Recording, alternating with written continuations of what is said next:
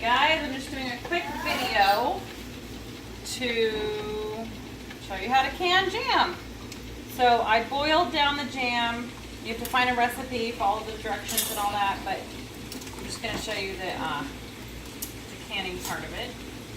So we did blueberry jam, and I added some maple syrup and some coconut sugar as a sweetener. Some Pomona's Pectin, which means you could use less sugar. You don't have to use like half your jam doesn't have to be sugar. You can sweeten it with juice or however. So research that if you're interested in a lower sugar jam. So I started these last night and I didn't finish them, but finished them today. So the way that I make blueberry jam is I add all the pumpkin pie spices like cinnamon, nutmeg, clove, ginger, and allspice. So that makes it taste like Christmas. What I was doing here was measuring. You're supposed to have a 1/4 inch headspace. So if you ever see this and you don't know what it is, it's a measuring tool. It goes by 1/4 inches, and that's 1/4 inch. I wiped the rim.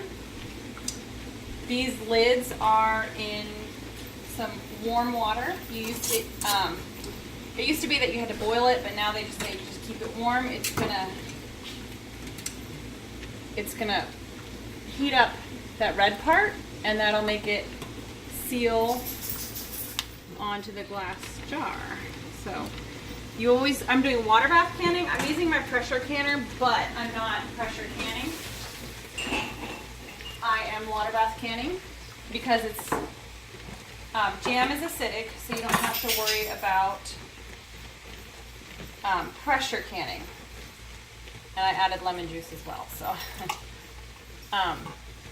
you don't want to do like beans or meat or anything like that. You don't want to water bath can that. So there's a ton of canning videos out there, and also the Ball Blue Book is a great resource because it'll give you all the proper techniques. Okay, so filling up this jar. These are hot. I have them being heated up in the dishwasher. I rinsed them, I cleaned them last night in the dishwasher, and then I took them out because I had to do dishes. Real life here. And so I just kind of heated them up in the dishwasher again.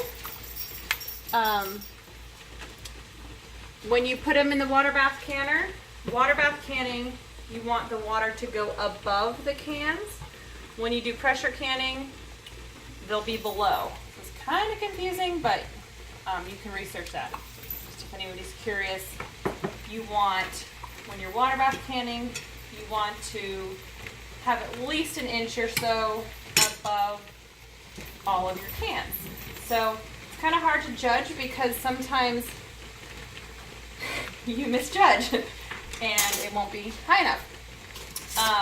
Because the water obviously raises when you add more cans.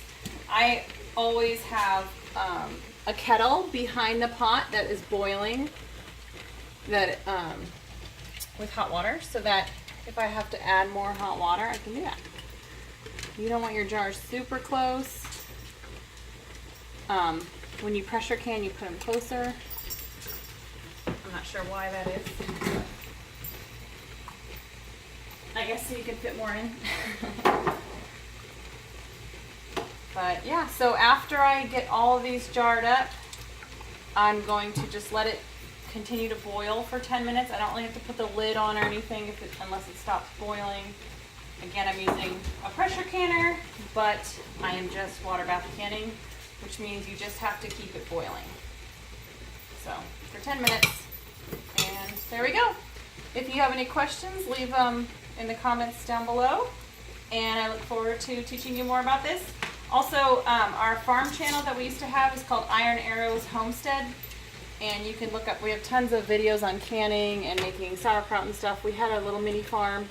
We don't have one now. This channel is focused more on food and budget, so there you go. Have a great night. Thanks.